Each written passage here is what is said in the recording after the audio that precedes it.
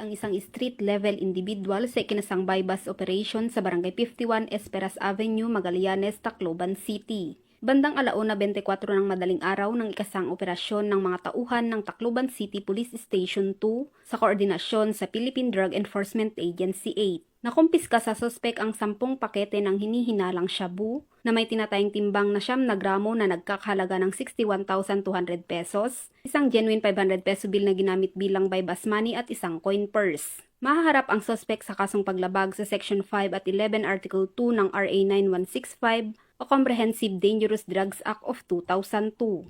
Ang matagumpay na operasyon ay bunga ng pagpapaigting ng Tacloban City PNP, katuwang ang iba pang ahensya ng gobyerno sa kampanya laban sa legal na droga upang matiyak ang kaayusan at kapayapaan sa nasasakupan. Dahil sa bagong Pilipinas, ang gusto ng pulis, ligtas ka. Mula dito sa Eastern Visayas, ako ang inyong PNN correspondent, Patrolwoman Maria Elena Singian, alagad ng batas, tagataguyod ng Balitang Pulis.